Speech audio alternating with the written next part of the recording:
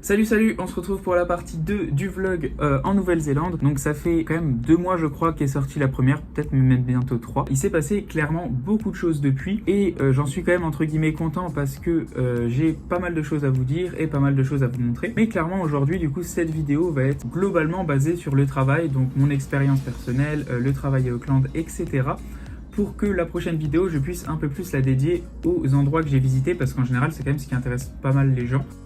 Et je pourrais un peu plus détailler sur ce que j'ai fait sans faire une vidéo de genre 40 minutes où genre vous vous dites à 10 minutes c'est maxi chiant. J'espère en tout cas que cette vidéo pour parler du travail à Auckland et de mon expérience personnelle va vous intéresser. N'hésitez pas à me dire s'il y a des choses que vous voulez que je change ou si vous trouvez des choses trop personnelles ou pas assez globales ou des choses comme ça. N'hésitez pas à me le dire. Bonne vidéo et j'espère que vous allez kiffer parce que moi voilà j'ai kiffé. Ciao.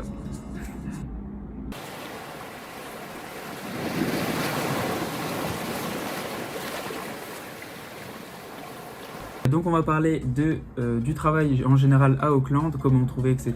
La deuxième c'est moi, mon travail personnel, qu'est-ce que c'est. Et le troisième, mon ressenti du travail où j'en suis actuellement. Donc déjà pour commencer, au niveau d'Auckland, c'est une ville qui est déjà très grande. Il y a quand même plein de secteurs différents. Et c'est quand même entre guillemets assez simple de trouver du travail. Tout dépend bien sûr toujours du profil, de ce que vous faites, etc. Si vous êtes par exemple, vous faites du droit en France, c'est compliqué de venir ici et de faire du droit. Donc chacun voit midi à sa porte. Mais dans l'idée, pour trouver un travail et gagner de l'argent dans entre guillemets n'importe quoi, ça reste assez simple. Au niveau de mon expérience de travail à moi, donc j'ai commencé à travailler en novembre dernier. Donc j'ai trouvé mon travail environ 2 semaines, le temps de faire les papiers, etc. Et actuellement, je travaille toujours au Hilton à Auckland en tant que team leader. Donc team leader, c'est un peu, il y a serveur et juste au-dessus de serveur, il y a team leader. Et ensuite, il y a d'autres choses, mais il y a tellement de postes que des fois, je suis un peu du père. En gros, ouais, je travaille en tant que serveur au Hilton. Au niveau de mon ressenti personnel au travail, j'ai entre guillemets 3 phases en tête. Il y a eu la première qui était la découverte de l'entreprise, etc. qui était vraiment agréable. Honnêtement, je venais de France, ça faisait quand même pas mal de temps que j'avais plus trop parlé anglais, du moins toute la journée. Il fallait que je me réhabitue aux accents, il fallait que je me réhabitue à tout le vocabulaire, etc. que j'avais entre guillemets. Mais je vous dis, quand il y a un accent, qu'il y en a un qui vient d'Inde, que l'autre vient du Japon et que tout le monde parle anglais, bah, il y a quand même une grosse différence entre chaque mot. Donc il faut y faire attention. Et tout le monde a été super sympa et tout le monde a pris vraiment du temps pour bien m'expliquer les choses, malgré que des fois c'était pas archi simple, on va pas se mentir. Pourquoi est-ce que j'ai choisi personnellement le Hilton? Mon choix il s'est fait sur plusieurs choses. Le premier déjà, c'est que j'aime bien travailler dans des grosses entreprises où il y a plein de monde à voir et à découvrir parce que j'aime pas trop les petites équipes. Après ça c'est personnel. La deuxième chose, c'est que je voulais avoir un environnement qui soit agréable. Troisième chose, c'est que c'est une chaîne qui a des hôtels à l'international. Donc si je veux ensuite le mettre dans mon CV pour ensuite retravailler possiblement dans un autre pays, c'est super intéressant. Et tout simplement parce qu'ils m'ont fait la meilleure offre que j'ai eue par rapport au salaire et par rapport au poste. Donc clairement, j'ai juste choisi l'offre que je trouvais la mieux. Pour résumer. Clairement, c'est la phase de découverte que j'ai le plus appréciée dans mon travail. Ensuite, il y a eu la deuxième phase qui était il y a environ 1 mois ou 2 semaines.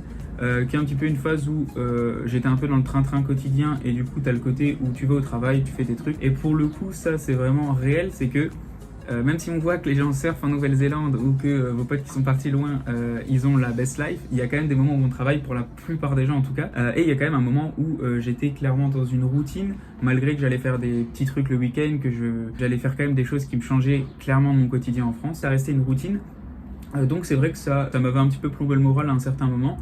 Mais là ça va clairement mieux, il y a tout qui est reparti. Donc clairement il y a une petite phase de routine qui était un petit peu chiante et là je suis reparti dans une phase où déjà il me reste plus que 2 mois à travailler dans ce taf là et ensuite je pars en road trip. Donc je suis vraiment plus dans un bon mood, en mode je vais bien finir les choses, leur montrer que j'ai charbonné et que j'étais le meilleur et ensuite partir en road trip serein. Voilà pour mon expérience au niveau du travail. Je vous mets du coup une petite vidéo pour vous montrer un petit peu comment ça se passe.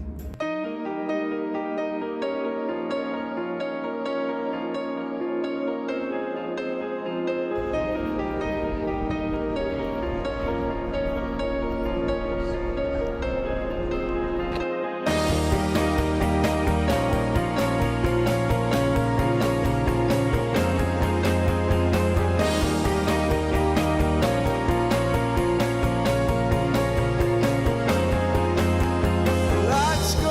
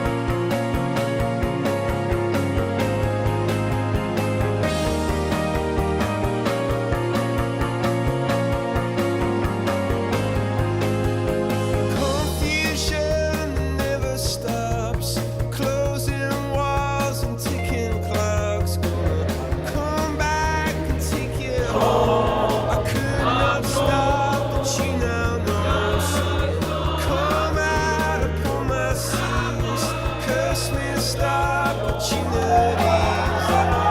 A part of the cure, or am I part of the disease? Singing. Voilà, donc c'est la fin du deuxième vlog. J'espère en tout cas qu'il vous aura plu et qu'il vous aura au moins distrait. N'hésitez pas à me faire des retours si y a des trucs à dire. Merci en tout cas d'avoir regardé. Abonnez-vous et ciao, amusez-vous bien.